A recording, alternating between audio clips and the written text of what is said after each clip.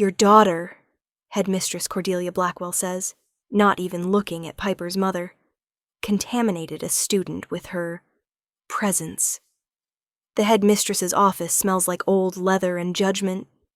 Rain hammers against the Gothic windows of Ashbourne Academy, and Piper Chen stands perfectly still in her mother's faded gray uniform, trying not to exist too loudly.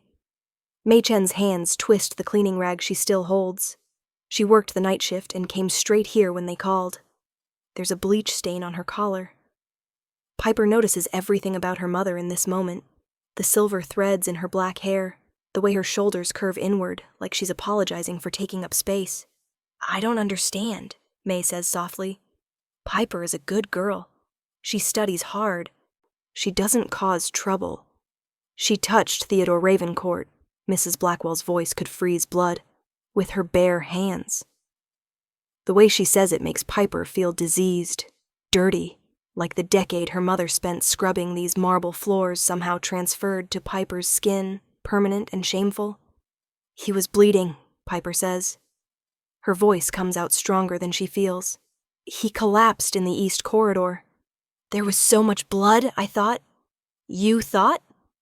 Mrs. Blackwell finally looks at her, and Piper understands why the older students call her the Raven. Those eyes are black and merciless. "You are here on scholarship as a courtesy to your mother's years of service. That does not give you permission to lay hands on your betters. Your betters." The words sit in Piper's stomach like stones. She wants to say that Theodore wasn't conscious, that his pulse was threadbare beneath her fingers, that she'd pressed her school scarf against the gash on his temple because she'd taken a first aid course at the public library. She wants to say she'd do it again, because leaving someone to bleed out on cold marble is wrong, no matter who they are, but her mother's expression stops her. Mei Chen knows what happens to people like them when they talk back. "Mrs. Chen," the headmistress continues, "your employment here is terminated effective immediately. Your daughter's scholarship is revoked. You have 1 hour to collect your belongings and vacate the premises." The room tilts. Piper reaches for her mother's arm. "Please," May's voice breaks. "Please, my daughter's education. This scholarship is everything. I'll work double shifts. I'll clean the dormitories, the laboratories, anywhere you need. The decision is final." Mrs. Blackwell stands, smoothing her designer skirt. "The Ravencourt family has expressed their displeasure. We cannot risk our relationship with such an influential donor over the actions of a maid's daughter. Influential doesn't begin to cover it. The Ravencourts own half the city, maybe more." Piper has seen Theodore exactly 3 times in the 2 years she's attended Ashbourne, always from a distance, always surrounded by people who looked like they'd been carved from marble and money. Dark hair, impossibly pale skin, moving through the halls like royalty, which, according to whispered rumors, they might actually be. Ashbourne Academy sits on the border between the human city and the Nocturne district, where the old families live behind iron gates and older magic. The families who don't age quite right, whose children only attend night classes, who make donations large enough to build entire wings of the school and ask no questions about curriculum adjustments. Vampire aristocracy, if you believe the stories. Piper always thought they were just eccentric rich people with good genetics and better publicists. Until she'd felt Theodore's pulse, too slow, too cold, and watched his eyes flutter open for just a second. Watched them flash red before he passed out again. "Come on, sweetheart." May touches Piper's shoulder. "Let's go." They walk through the corridors one last time. Students in their pressed uniforms, navy blazers with the silver Ashbourne crest, step aside like poverty might be contagious. Piper keeps her chin up, keeps her eyes forward, keeps her heart from cracking in half where anyone can see. In the staff quarters behind the kitchen, their room looks even smaller than usual. One narrow bed they share, a hot plate, a window that faces the dumpsters. May starts folding their clothes into a duffel bag that's held together with duct tape and hope. "I'm sorry, Mama." Piper's voice is barely a whisper. "No." May turns and her eyes are fierce. "You did the right thing. You saved that boy's life. Don't you dare apologize for having a good heart. But good hearts don't pay rent. Good hearts don't replace scholarships to elite academies. Good hearts definitely don't protect you when you're standing in the rain outside the school gates 40 minutes later, holding everything you own in 2 bags and watching your future disappear behind wrought iron and stone. The bus stop bench is broken. Water pools in the depression where they sit. May pulls out her phone. The screen is cracked, held together with a phone case she bought from a street vendor, and starts scrolling through job listings. Her mouth does this thing it does when she's trying not to cry, pressing thin and tight. Piper watches the rain and thinks about first aid courses and scholarships, and boys with impossible eyes. Thinks about how quickly your entire life can change because you made the mistake of caring whether someone lived or died. "We'll be okay," May says. She's said this before, in different cities, different situations. After Piper's father died. After the evictions and the job losses, and all the times the world reminded them exactly how much their lives were worth. We always are. Piper nods, because that's what you do. You nod, and you smile, and you pretend that starting over for the 1,000th time doesn't feel like drowning. The black car appears so quietly that Piper doesn't notice it until the back door opens. It's the kind of car that costs more than most houses. Sleek and dark and utterly silent. The interior is cream leather and wood grain, and the man who steps out wears a suit that probably has a pedigree. He's tall, silver-haired, and his eyes are the color of winter storms. When he looks at them, Piper feels assessed and catalogued in the space of a heartbeat. "Mei Chen?" His voice is cultured, precise. "My name is Bernard Greystone. I serve the Ravencourt family."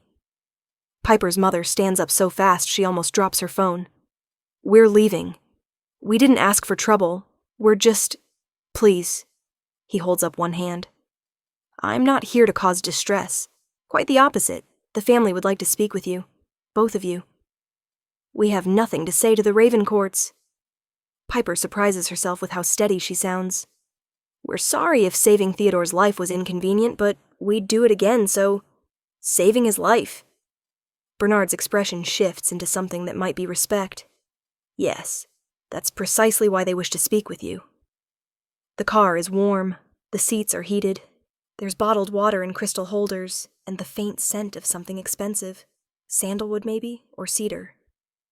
Piper sits perfectly still, terrified to touch anything, while May clutches her purse like a life preserver.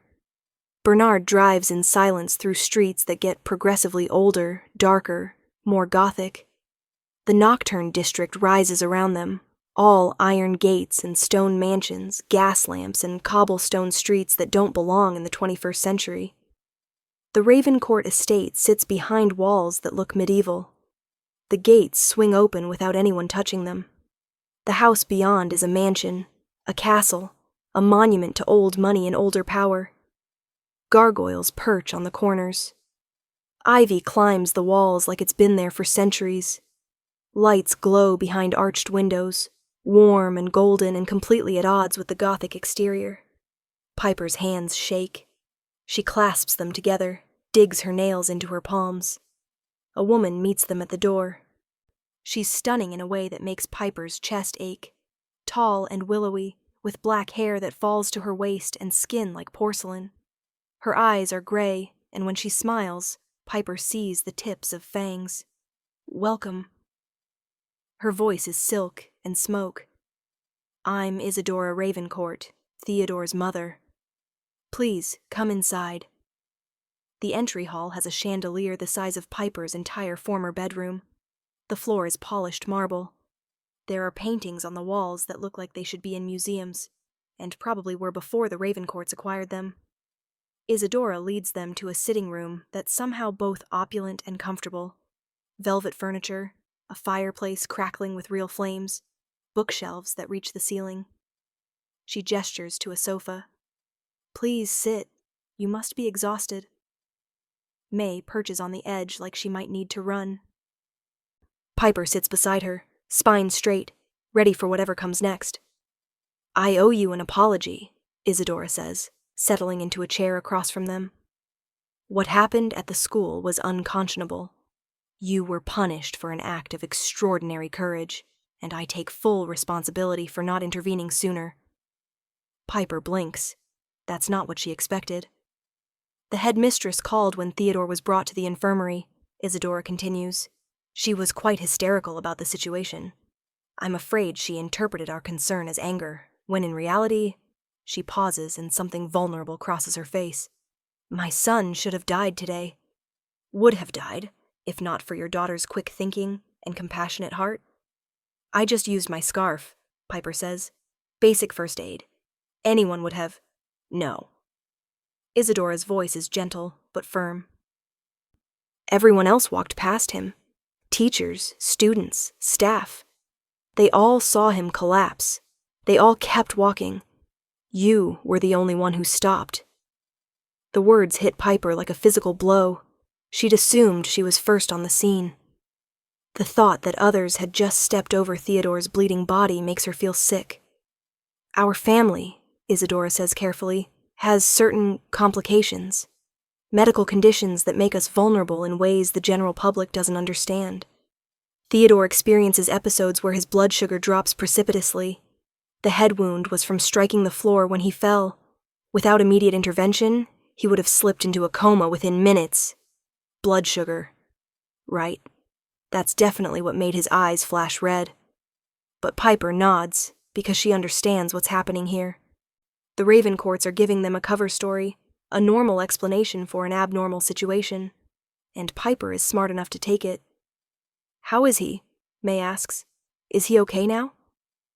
Recovering, thanks to your daughter. Isadora's smile is warm. He'd like to thank her himself, if she's willing.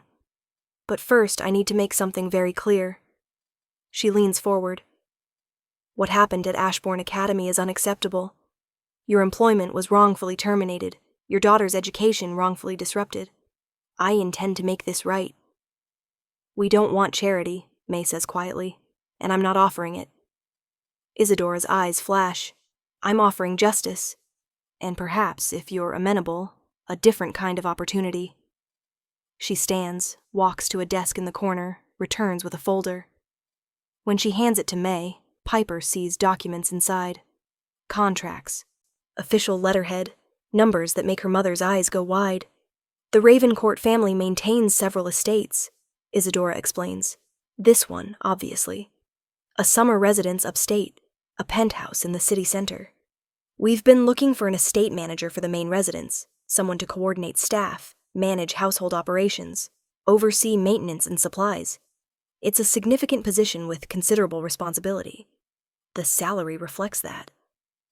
May's hands tremble as she looks at the numbers. This is more than fair for the work involved, I assure you. Isadora turns to Piper. And for you, we'd like to offer a place at Ravencourt Academy. I've never heard of it, Piper says. It's private, very exclusive. We educate the children of our extended family and close associates. Isadora's smile turns slightly wry. The curriculum is specialized, but I think you'll find it rigorous and rewarding. Your transcripts from Ashbourne suggest you're more than capable of handling advanced coursework. Piper's brain is moving too fast. Estate manager, private academy. Numbers that would mean her mother could stop working herself to exhaustion. Why? The word comes out sharper than she intends. Why are you doing this? Isadora regards her for a long moment. Because you saved my son's life without hesitation, without thought for yourself, knowing it would cost you everything. Because people like you are rare and precious, and the world needs more of them, not fewer. And because, her voice softens, because I was once a young woman whose life was changed by an act of unexpected kindness. I'd like to pay that forward. The door opens. Piper turns and forgets how to breathe. Theodore Ravencourt looks like he should be lying in a hospital bed, not standing in the doorway wearing black jeans and a charcoal sweater that makes his pale skin look luminous. There's a bandage at his temple, stark white against his dark hair. His eyes are the deepest blue Piper has ever seen. No red, no flash of anything inhuman. Just blue like twilight over deep water. He's beautiful, heartbreakingly, impossibly beautiful, in a way that makes Piper acutely aware of her damp hair and thrift store clothes, and the fact that she probably smells like rain and disappointment. "Hi," he says, and his voice is rough like he's been sleeping. "You're Piper."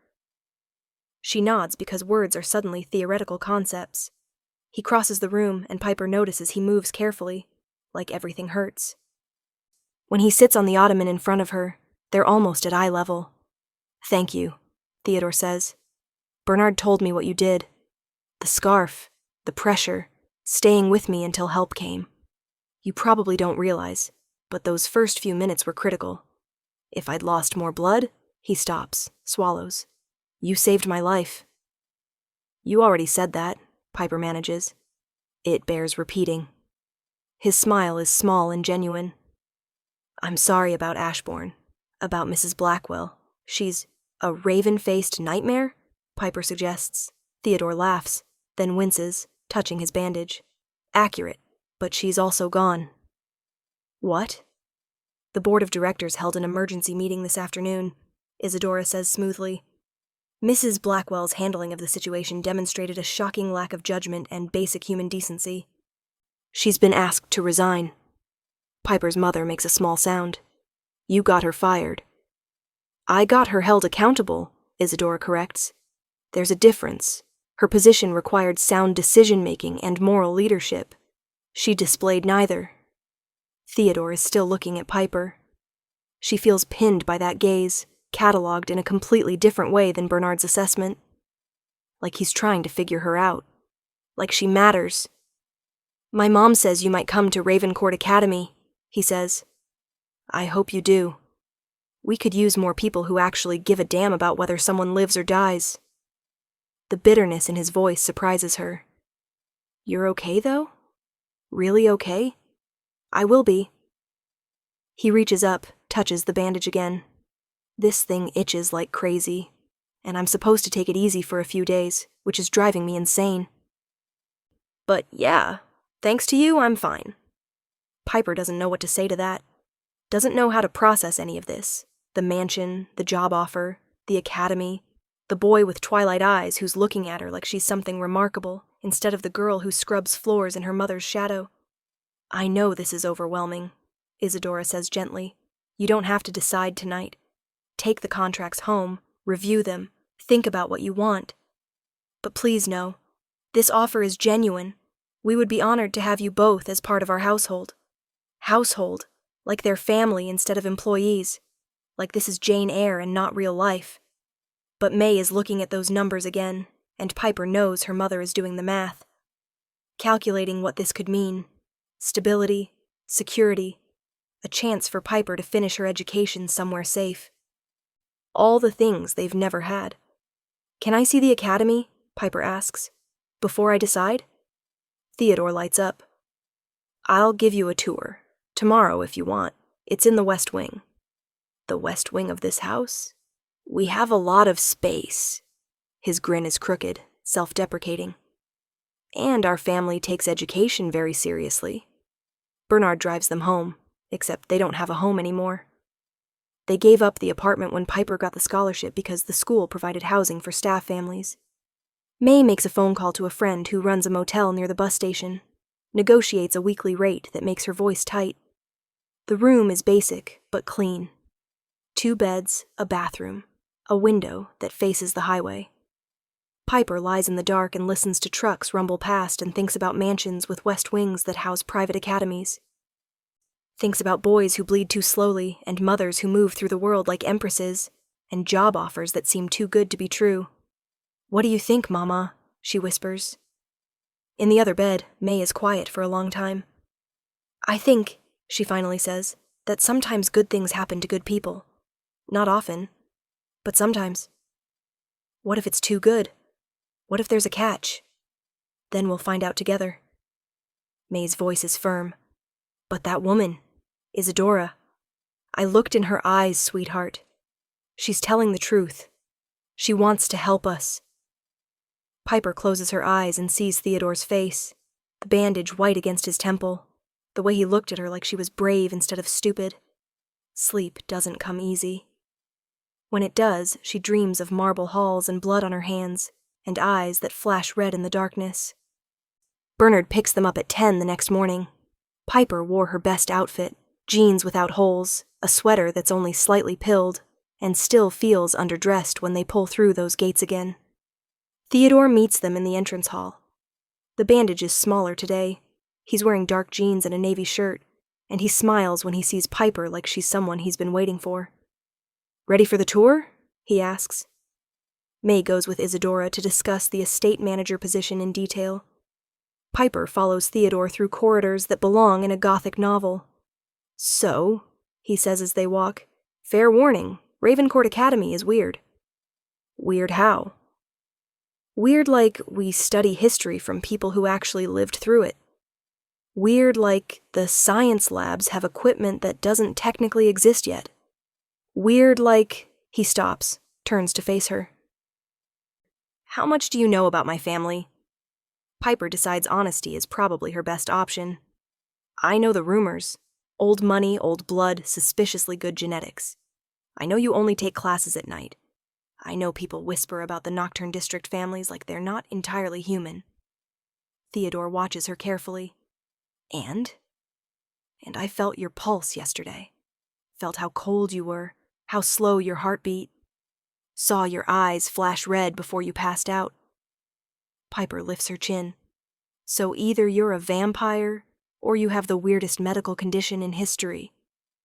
He laughs, real laughter, surprised and genuine. "You're very direct. Life's too short for dancing around the truth."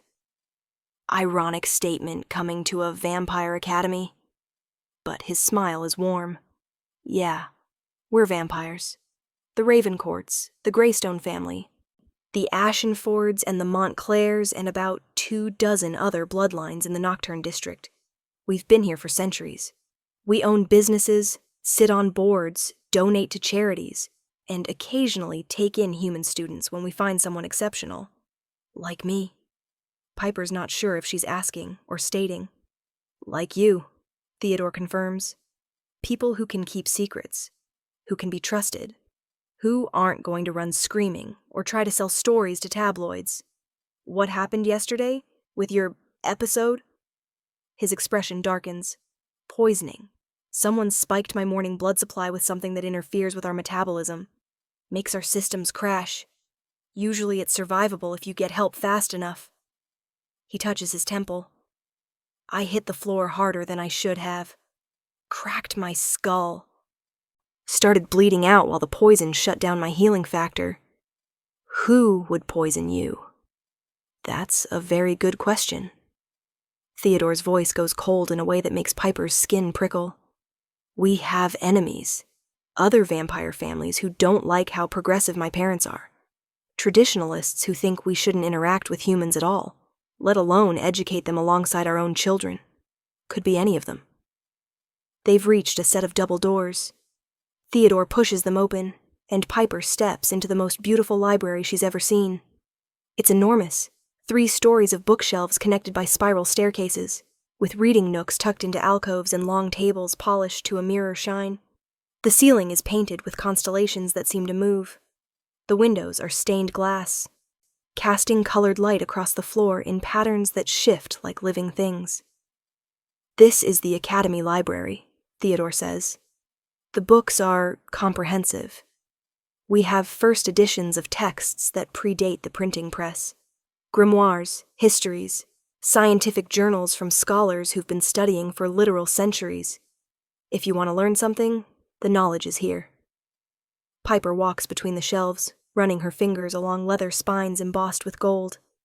She pulls one at random, a journal written in French, dated 1789.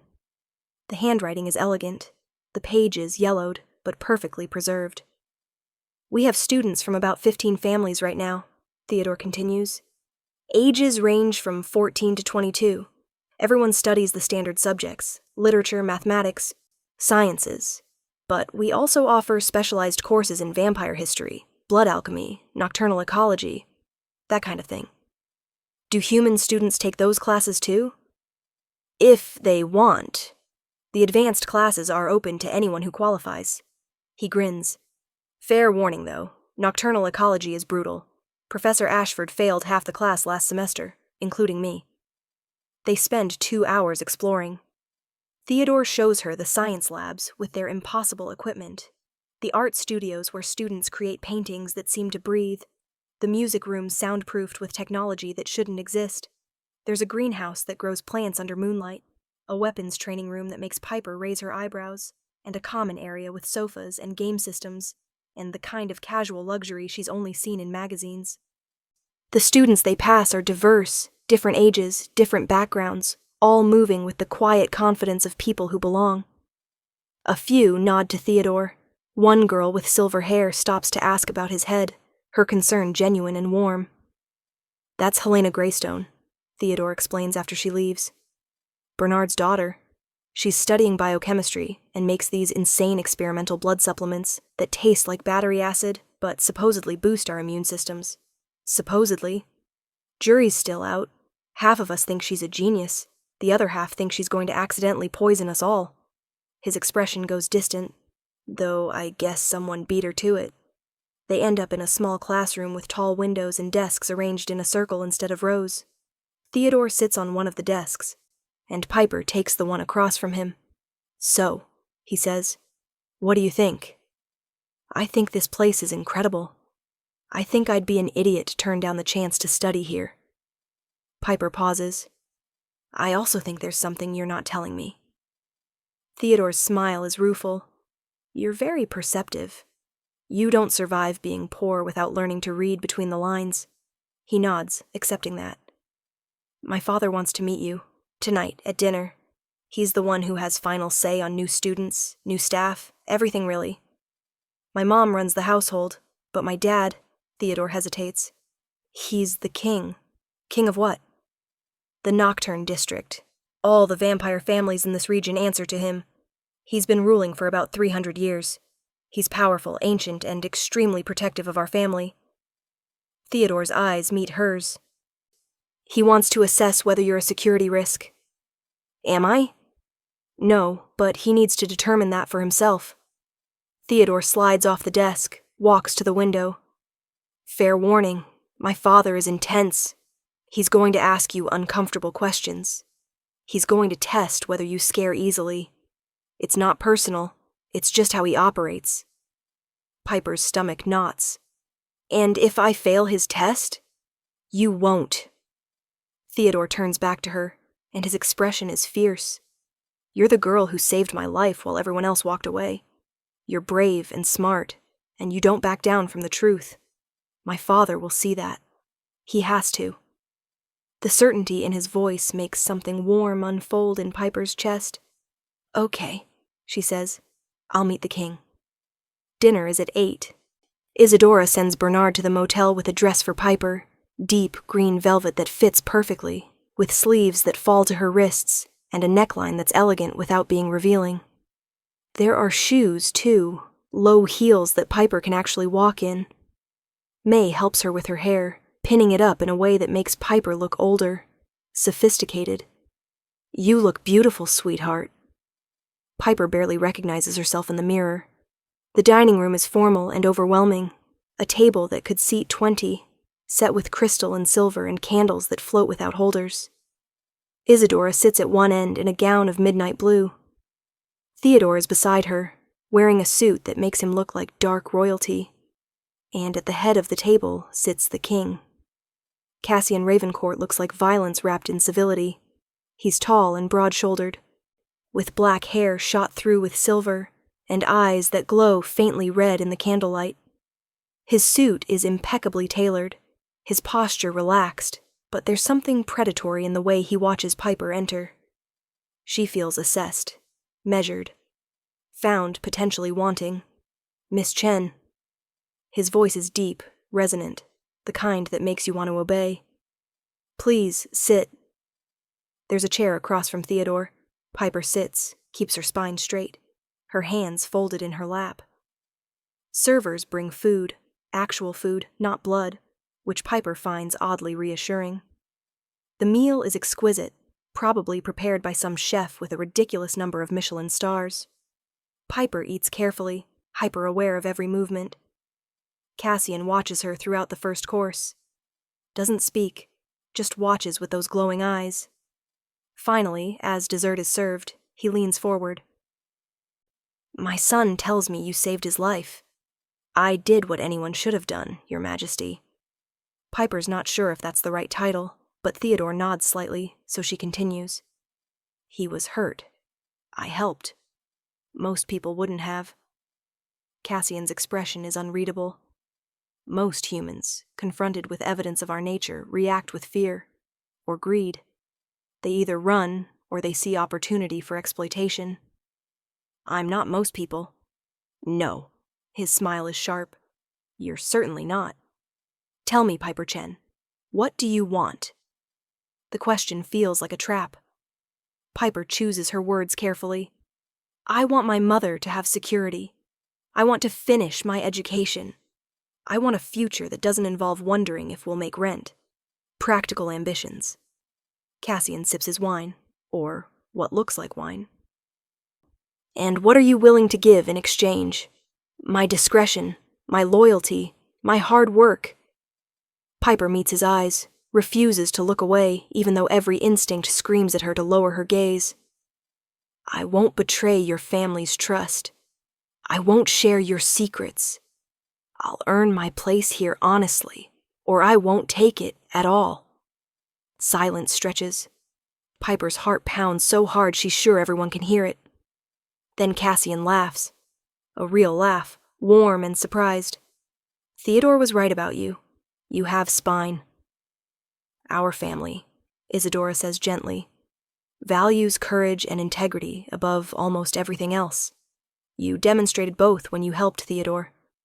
We'd like to welcome you into our household if you're willing. Not as charity cases, but as valued members of our community. Cassian nods. Your mother will serve as estate manager. You'll attend Ravencourt Academy. In exchange, you'll both keep our confidence and contribute to our household according to your abilities. Does this seem fair? It seems impossible. It seems like a fairy tale. But May is smiling, and Theodore is looking at Piper like she's already said yes, and Isadora's eyes are warm with something that might be genuine affection. Yes, Piper says. It's fair. Then welcome, Cassian says, raising his glass, to the Ravencourt family. They toast with crystal that catches candlelight. Piper drinks sparkling cider that tastes like celebration and new beginnings. After dinner, Theodore walks her through the gardens.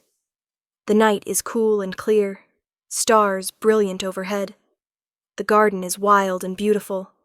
Roses that bloom in moonlight, paths lined with luminescent stones. A fountain that plays music without any visible mechanism. That went well, Theodore says. My father doesn't usually warm up to people that fast.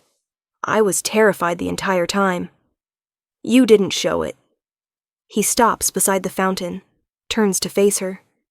You were incredible, actually. The way you stood up to him, didn't back down. Most people can't do that. Most people probably have better survival instincts than me. Theodore laughs, then his expression turns serious. Piper, I need to tell you something about what happened yesterday. She waits, watching moonlight play across his features.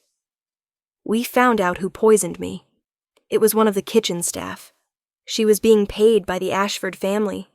They're rivals, traditionalists who hate that my father allows humans into our world. They wanted to kill me to send a message. Piper's blood runs cold. They tried to murder you for political reasons? Welcome to vampire aristocracy. His smile is bitter. It's not all fancy dinners and Gothic architecture. There are factions, feuds, centuries of grudges. My father's progressive policies have made us targets. Are you safe now? Safer. We've increased security. The woman who poisoned me is being dealt with. Theodore's voice goes hard. And the Ashfords are going to learn there are consequences for attacking the king's heir. Heir. The word sits heavy between them. You're going to be king someday, Piper says. In a few centuries, yeah, if I survive that long.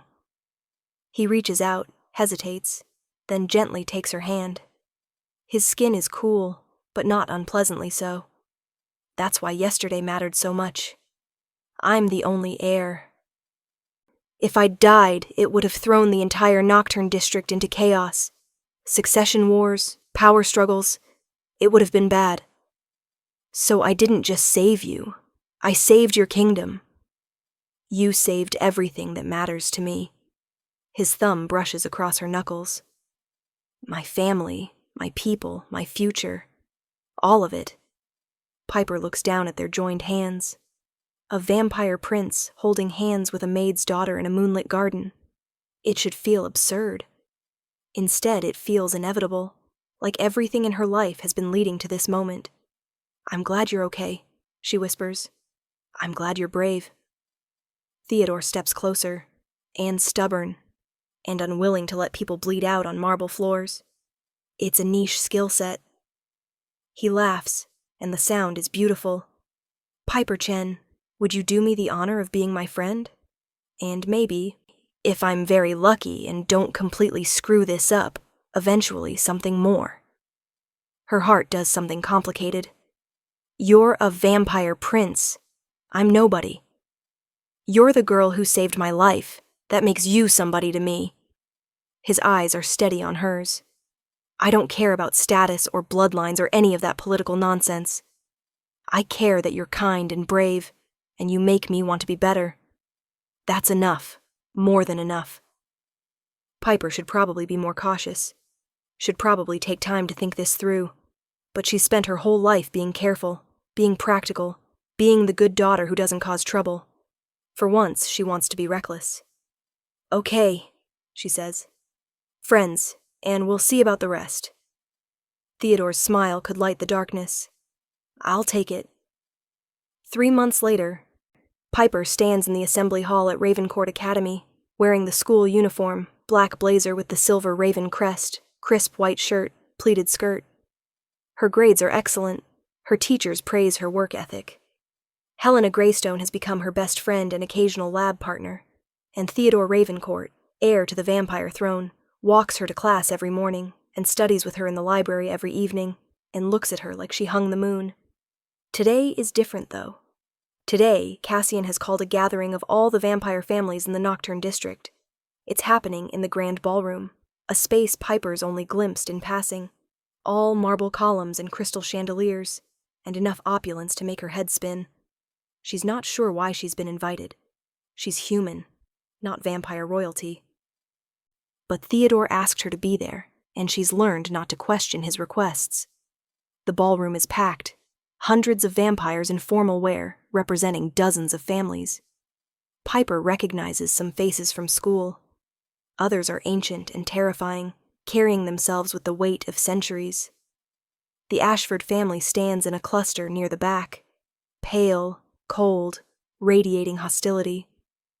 Cassian stands on a raised platform at the front of the room, Isadora beside him. Theodore stands one step behind, and when he sees Piper enter, his face lights up. He extends his hand. She crosses the room, aware of every eye tracking her movement, and takes it. Theodore pulls her up onto the platform beside him. She's suddenly visible to everyone, exposed and vulnerable. Friends and allies, Cassian's voice fills the space. We gather tonight to address recent events. 3 months ago, there was an attempt on my son's life, an act of cowardice and betrayal that could have plunged our community into chaos. The crowd murmurs. The Ashfords look uncomfortable. My son survived because of one person's courage. A human girl who saw him dying and refused to walk away, who risked everything to save a life, not knowing who he was or what it would cost her. Cassian's eyes sweep the room. Piper Chen acted with a heroism that shames those who claim superiority based solely on their bloodline. Piper's face burns. Theodore squeezes her hand. We have investigated the attack thoroughly, Cassian continues. The Ashford family funded and orchestrated the poisoning. They believed killing my heir would weaken my position and allow them to seize power. The Ashfords go pale, paler than usual. The head of their family, a severe man with ice-white hair, steps forward. You have no proof. We have your former employee's confession. We have financial records. We have correspondence detailing the entire plot. Cassian's voice could freeze blood. You attempted regicide. The penalty is exile. Gasps ripple through the crowd. Exile is apparently a big deal. You can't. The Ashford Patriarch's voice cracks. I can. I am. You have 48 hours to leave the Nocturne District. Your properties will be seized, your business holdings liquidated, your family name removed from our registries. You are no longer welcome in my kingdom. It's brutal. It's absolute. The Ashfords look like they might argue, but Cassian's eyes flash red, and they go silent. Piper watches justice happen in real time. Furthermore, Cassian says, turning to face her, I would like to formally recognize Piper Chen's service to our family. She saved my son. She saved my heir. She saved the future of this kingdom. For that, she will always have our protection, our gratitude, and our respect. He produces a small box, opens it. Inside is a pendant, a silver raven with ruby eyes, hanging on a delicate chain. This is the Raven Court sigil, Cassian explains. Wearing it marks you as under our family's direct protection. No one in this community will harm you. No one will threaten you. You are as safe as if you carried our blood. He fastens the chain around her neck. The pendant settles against her collarbone, warm despite being metal. The crowd applauds. Some look skeptical. Most look respectful. The Ashfords look defeated. Theodore pulls Piper close, his arm around her waist. Thank you, he whispers against her hair, for everything. Piper touches the pendant, feels its weight, its significance. She came to this city as nobody, a maid's daughter with a scholarship she didn't deserve. Now she stands on a platform in front of vampire royalty, wearing the king's protection, holding the hand of his heir. Now she belongs. Speech! Someone calls from the crowd. Others take up the chant. Piper's heart stops.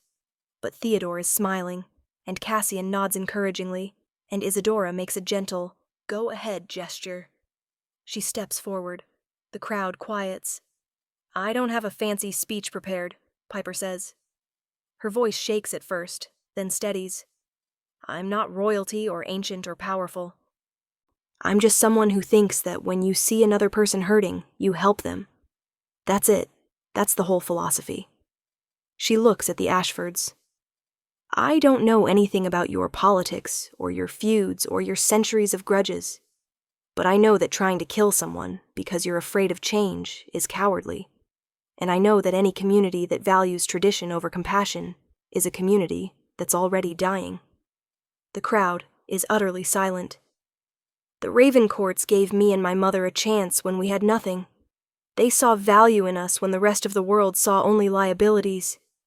That kind of generosity, that kind of vision, that's worth protecting. That's worth believing in. Piper's voice strengthens. So I'll stand with them. I'll protect Theodore with everything I have, not because he's a prince, but because he's a good person who deserves to live without fear. And anyone who has a problem with that can take it up with me. For a moment, nobody moves. Then Theodore starts clapping. Isadora joins him. Cassian's applause is slow and deliberate. The rest of the room follows, and the sound is thunderous. Piper steps back, her face burning, her heart racing. Theodore catches her, steadies her. That, he says, his eyes shining, was the most badass thing I've ever heard. The party afterward is overwhelming. People want to meet her, talk to her, express their support for the king's decision. Helena drags her to a corner and practically vibrates with excitement. You just told off the entire vampire aristocracy. That was incredible. Piper's mother appears at some point, wearing a beautiful dress and a smile that hasn't faded in 3 months. I'm so proud of you, sweetheart. They dance. Piper doesn't know how, but Theodore guides her through it, patient and graceful, and utterly focused on her. The ballroom spins in a blur of candlelight and music and beautiful faces. Later, much later, when the party is winding down and the crowd is thinning, Theodore pulls her onto a balcony overlooking the gardens. The moon is full. The night is perfect. So, he says, Friends isn't really working for me anymore. Piper's breath catches. No? No. He steps closer. I'm completely gone for you, Piper Chen. Have been since you pressed your scarf against my head and told me to stay awake. You're brave and brilliant, and you don't take crap from anyone, including my father, and He stops, swallows. I'd really like to kiss you, if that's okay. She should probably say something clever. Something cool and collected. Instead, she just nods, and Theodore cups her face in his cool hands and kisses her like she's precious. It's gentle and sweet and perfect. It tastes like moonlight and new beginnings. When they break apart, Piper is smiling so hard her face hurts. So, to be clear, I'm dating the vampire prince now? If you'll have me. Theodore grins. I know I come with some baggage, the whole Heir thing. The political complications, the fact that I drink blood and turn into mist on occasion. You turn into mist? Sometimes. Usually by accident. It's embarrassing. He laughs. The point is, I'm a lot, but I promise I'll spend every day earning your trust. Every day proving I'm worthy of your courage. Piper touches the pendant at her throat, feels the Ravencourt sigil warm against her skin. I saved your life once, she says. Guess I'm stuck with you now. Guess you are. They kiss again, and somewhere in the ballroom, the last of the candles flicker out. The party ends. The guests depart. But on the balcony, under the moon and stars, a maid's daughter and a vampire prince write the first page of their own story. One built on courage, choice, and the radical act of seeing worth in places the world overlooks. And in the grand scheme of kingdoms and centuries and immortal politics, it's a small moment, but it's theirs. And it's perfect. The threat comes 6 weeks later, on a Tuesday that starts like any other. Piper is in advanced nocturnal ecology, the class Theodore warned her about, taking notes on lunar migration patterns when Bernard appears in the doorway. His face is professionally blank, but Piper has learned to read the tension in his shoulders, the way his jaw tightens when something is wrong. Miss Chen, he says quietly, you're needed in the king's study. Immediately. The other students look up. Theodore is across the room, and their eyes meet. He's already standing, already moving toward the door. Professor Ashford, no relation to the exiled family, waves them both out. Go. We'll catch you up later. The walk through the corridors feels endless. Bernard doesn't speak, doesn't explain, just leads them through the mansion with swift, silent steps. Theodore reaches for Piper's hand. His skin is colder than usual. Cassian's study is all dark wood and leather, shelves lined with books that predate nations. The king stands by the window, Isadora beside him. There are 3 other vampires Piper doesn't recognize, ancient ones with eyes that have seen centuries and faces carved from stone. And on the desk, spread out like evidence at a crime scene, are photographs of Piper, walking to class, studying in the library, laughing with Helena in the garden, kissing Theodore on the balcony. Someone has been watching her, documenting her every move, and the violation of it makes her skin crawl. The Mordecai Collective, Cassian says without preamble. They're a faction of extremist vampires who believe humans are food, not equals. They've been operating in the shadows for decades, waiting for an opportunity to undermine progressive leadership. One of the ancient vampires, a woman with silver hair and eyes like mercury, steps forward. They see you as a weakness, Miss Chen. A human girl close to the Heir, wearing the royal protection. To them, you represent everything wrong with Cassian's reign. They've issued an ultimatum, Isadora says, and her voice is barely controlled fury. You leave the Nocturne District and never return, or they make an example of you. Piper's mouth goes dry. What kind of example? The kind that involves public execution and a declaration of war against any human sympathizers. The silver-haired vampire's expression is grim. They're using you to force Cassian's hand. If he protects you, he looks weak, controlled by attachment to a human. If he lets you go, he looks weak, unable to defend those under his protection. Either way, they undermine his authority. Theodore's hand crushes hers. They're not touching her. No, Cassian agrees. They're not. But we need to be strategic about this. He looks at Piper, and for the first time she sees uncertainty in the king's eyes. I won't lie to you. The Mordecai Collective is dangerous. They have resources, fighters, sympathizers in other districts. If this turns into open conflict, people will die. You're saying I should leave. Piper's voice is steadier than she feels. That me being here puts everyone at risk. I'm saying you have a choice. Cassian moves closer. You can leave. Return to human society with enough money to start over anywhere you want. We'd ensure your safety, your mother's future. Or you can stay and fight, knowing that you'll be painting a target on your back that may never go away. That's not a choice, Theodore says fiercely. You're asking her to choose between exile and becoming bait. I'm asking her to choose her own fate. Cassian's eyes are on Piper. Because that's what we do in this family. We choose, and we live with the consequences. Piper looks at the photographs again. Someone spent weeks following her, reducing her life to surveillance images. Someone wants her afraid, wants her running. She thinks about the last 6 weeks. Helena teaching her blood alchemy in the labs, the two of them laughing until Professor Greystone threatened to ban them. Her mother, happy and healthy for the first time in years, planning menus and managing staff and humming while she works. Theodore, walking her through moonlit gardens and explaining vampire politics and kissing her like she's the answer to questions he didn't know he had. She thinks about what it would mean to walk away from all of it.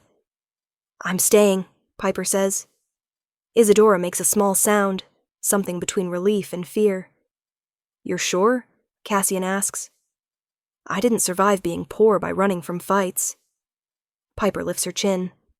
And I didn't save Theodore's life just to abandon him when things get complicated. If these Mordecai assholes want a war, they picked the wrong human to threaten. The silver-haired vampire laughs, a sharp, surprised sound. She has fire. I like her. Everyone likes her, Theodore mutters. That's the whole problem. They spend the next 3 hours planning. The Mordecai Collective operates in the Eastern District, in abandoned warehouses and old factories. They've been recruiting younger vampires, ones who feel disenfranchised by Cassian's reforms. Their leader is someone called Vesper. No last name, just Vesper. And apparently she's been alive since before the French Revolution, and holds grudges like some people collect stamps. We need to make a show of strength, one of the ancient vampires says. His name is Dalton, and he commands the Ravencourt security forces. Demonstrate that attacks on the king's protected won't be tolerated. We also need to win hearts, Isadora counters. If we respond with pure violence, we validate their claims that Cassian has become too soft, too human-influenced. We need to prove that protecting Piper is about justice, not weakness. The debate goes in circles. Piper listens, trying to understand the politics. The centuries of vampire culture she's only just learning. Finally, she interrupts. What if I meet with them? Everyone stops talking. Absolutely not, Theodore says immediately. Hear me out. Piper stands, moves to the desk where the photographs lie. They think I'm a weak human girl who's manipulating the prince for status. What if I prove them wrong? What if I face Vesper directly and show her I'm not afraid? They'll kill you, Theodore says flatly. Not if I meet them on neutral ground with witnesses. Piper looks at Cassian. Isn't there some kind of vampire code about parley? About safe conduct for negotiations? Cassian studies her with those ancient eyes. The old laws do provide for formal challenges and negotiations under neutral arbitration. If we invoke them, Vesper would have to honor safe passage. Or she could ignore the old laws and kill you anyway, Theodore says. Piper, these aren't reasonable people. They're extremists. Who are using me as a symbol? Piper touches the Ravencourt pendant at her throat. Let me be a different kind of symbol. Let me show them that humans aren't weak or manipulative or whatever else they think. Let me prove I deserve this protection. The room is silent. Isadora looks at Cassian. The ancient vampires watch Piper like she's a fascinating puzzle. It's bold, Dalton says slowly. And it might work. If she faces Vesper and holds her ground, it undercuts their entire narrative. And if she doesn't? Theodore's voice is raw. If they kill her despite the old laws, what then? Then we have justification for total war, Cassian says quietly. And we end the Mordecai Collective permanently. He looks at Piper. But I'd rather not sacrifice you to make a point. I'm not planning on being sacrificed. Piper tries to smile. I'm planning on being so stubbornly, obnoxiously brave that Vesper has to respect me, even if she hates me. Theodore pulls her aside, away from the others. His hands frame her face, and his eyes are wild with fear. Please don't do this. Please, I can't lose you. You won't. Piper covers his hands with hers. I'm not going there to die, Theodore. I'm going there to win. How? You're human. You can't fight a vampire. I don't need to fight her. I need to make her see that killing me would be pointless, that I'm not the enemy she thinks I am. Piper leans into him. Trust me, please. I trust you. His voice breaks. I just don't trust them. Then come with me. Be there as a witness. If things go wrong... She stops, swallows. If things go wrong, at least I'll have you beside me.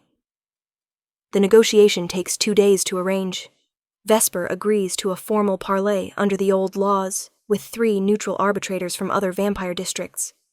The meeting will take place in the ruins of an old church on the border between Ravencourt and Mordecai territory. Both sides can bring 2 witnesses. No weapons, no violence unless the old laws are violated. Piper spends those 2 days preparing. Helena helps her research Vesper. Apparently, the woman was a noblewoman in pre-revolutionary France, turned by a lover who then abandoned her. She's been bitter and cruel ever since, collecting followers who share her hatred of human influence. She's going to try to intimidate you, Helena warns. She'll use her age, her power, everything she has to make you feel small. I've felt small my entire life, Piper says. I'm used to it. May is less sanguine. You're risking your life for politics, she says the night before the meeting. That's not what I raised you to do. You raised me to help people who are bleeding on the ground. Piper takes her mother's hands. Theodore is bleeding. Maybe not literally, but this conflict, it's tearing him apart. If I can stop it, I have to try. You're in love with him. It's not a question. Piper nods. Yeah, Mama. I really am. May sighs, but she pulls Piper close.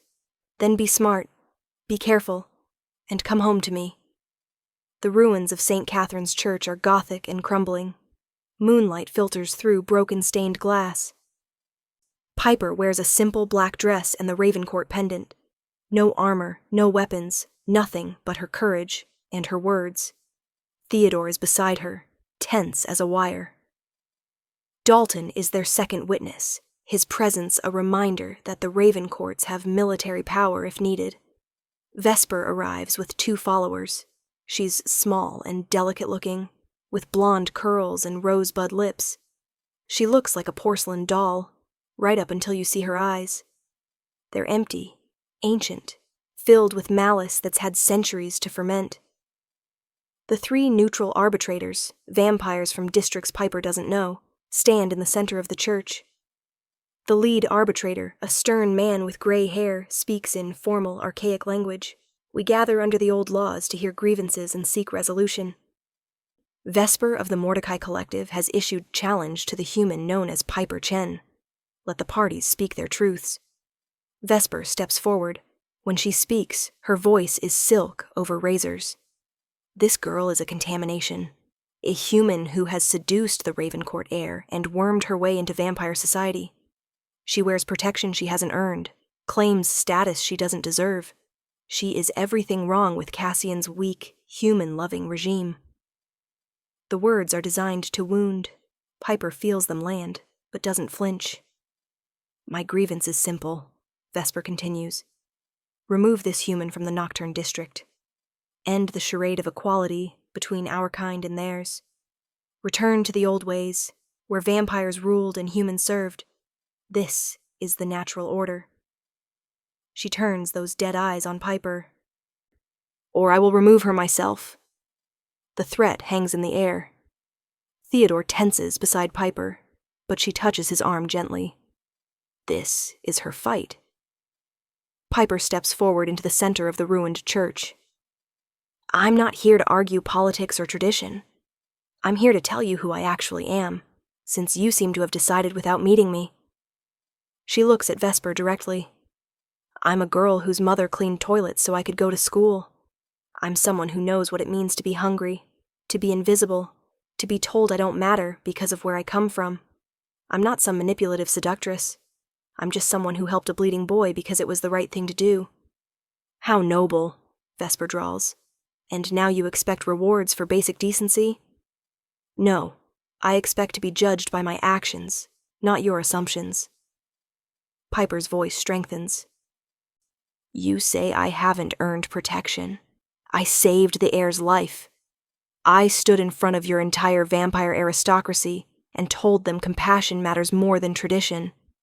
I've studied harder than anyone in my classes because I know I have to be twice as good to be considered half as worthy. I've earned every single thing I have. You're human, Vesper says it like a curse. That alone makes you inferior. Why? Piper spreads her hands. Because I age? Because I die? That doesn't make me inferior. It makes me different. And different isn't the same as lesser. You can't possibly understand our world, our history, our nature. You're right. I can't understand what it's like to be immortal. But you can't understand what it's like to know your time is limited. To have to make every day count because you won't get infinite chances. Piper steps closer. My mortality makes me appreciate things you take for granted. It makes me brave because I know I don't have forever. And it makes me compassionate because I know what it's like to suffer. Vesper's expression doesn't change, but something flickers in those dead eyes. You were human once, Piper says quietly, before someone turned you. You remember what it was like. You remember being vulnerable, being mortal. What happened to make you hate what you used to be? I was abandoned. The words are sharp, made into a monster, and left to navigate immortality alone. Humans are cruel, faithless creatures who...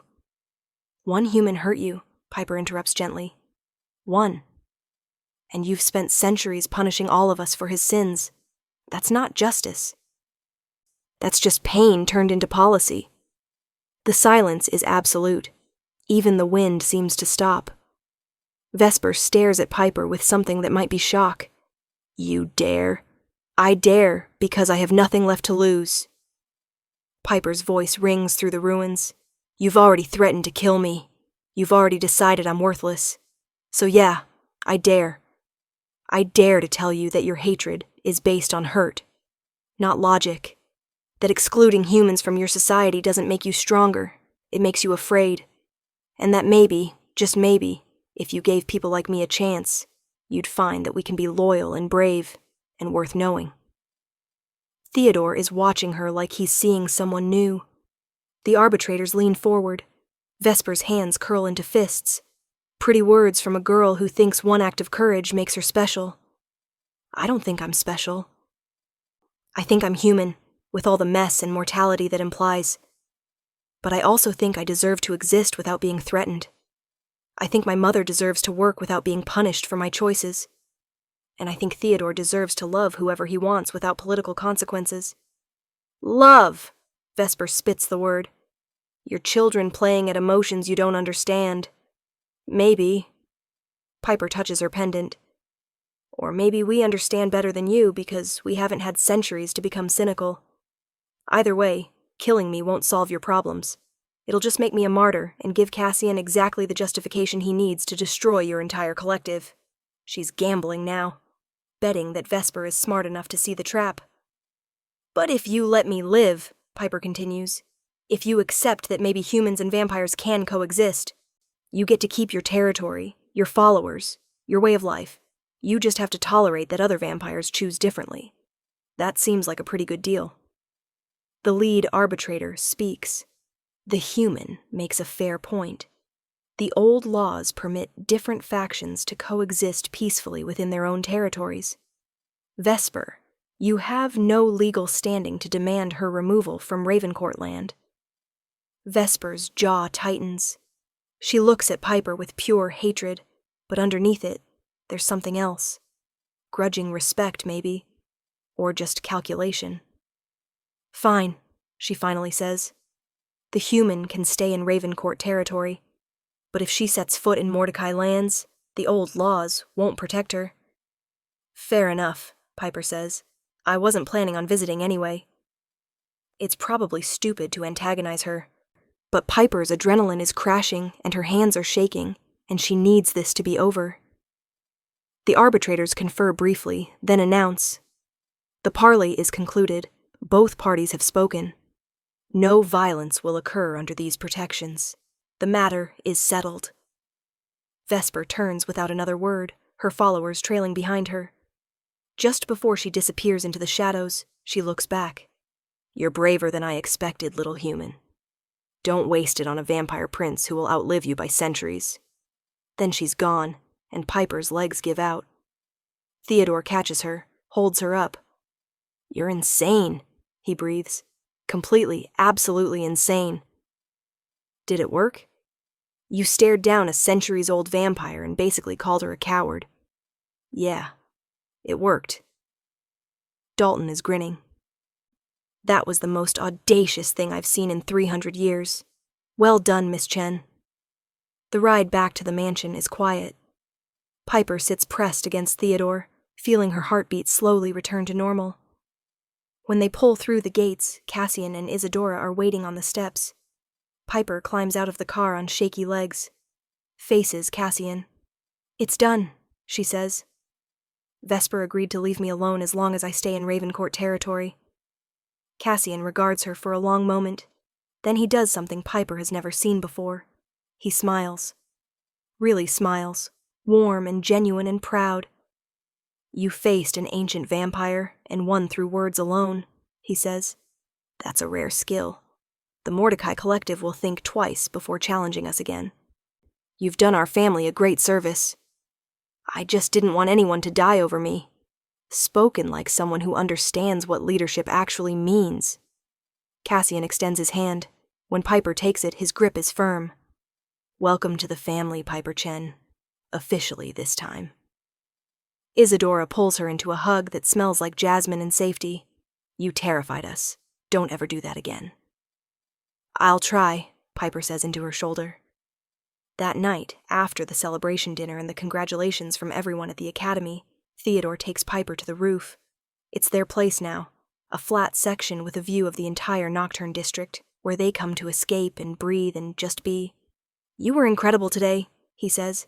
The way you stood up to Vesper, the way you defended yourself and us and everything we're trying to build here. I've never been more proud, or more terrified. I'm sorry I scared you. Don't be. He pulls her close. You did what you had to do, what I should have been brave enough to do myself. You're the bravest person I know. I'm brave about fighting and politics and all the things I was trained for. Theodore touches her face. But being vulnerable? Being honest about what I feel? That terrifies me. And you do it like breathing. Piper leans into his palm. So we balance each other. Yeah, we do. He's quiet for a moment, looking out at the lights of the district. Vesper was right about one thing. I will outlive you by centuries. I'll be here long after you're gone. That reality, I think about it sometimes, and it makes me want to run away so I don't have to face losing you. Piper's heart clenches. But I'd rather have you for whatever time we get than protect myself from future pain. I'd rather love you completely for 50 years than spend 500 years wondering what we could have been. He turns to her, and his eyes are fierce. You're worth the heartbreak, Piper Chen. Worth all of it. She kisses him, and it tastes like forever. Even though forever is a lie, they're both choosing to believe. When they break apart, the moon is high and bright. The nocturne district spreads below them, peaceful and beautiful and dangerous. Somewhere in the eastern part, Vesper is nursing her wounds and planning her next move. Somewhere in the world, there are people who will always hate what Piper represents. But here, on this roof, with this boy who is learning to be human in all the ways that matter, Piper is safe. I love you, she says, because some truths are too big to hold inside. Theodore's smile could light the darkness. I love you, too, my brave, stubborn, impossible human girl. You're brave, stubborn, impossible human girl who just successfully negotiated with vampire terrorists. Don't let it go to your head.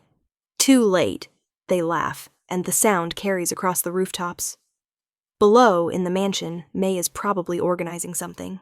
Helena is probably in the lab creating new disasters. Cassian and Isadora are planning how to strengthen their position, now that the immediate threat has passed. Life continues. Crisis becomes story, becomes history. And Piper Chen, the maid's daughter who saved a prince, who faced down ancient evil with nothing but words and courage, who chose love over safety and belonging over fear. She gets to keep building the impossible life she's claimed. One day at a time, one choice at a time, one brave, stubborn moment at a time. The future is uncertain. Mortality is real. Threats still lurk in shadows. But tonight, the moon is bright, and the boy she loves is holding her close, and she is exactly where she belongs. And that, Piper decides, is more than enough.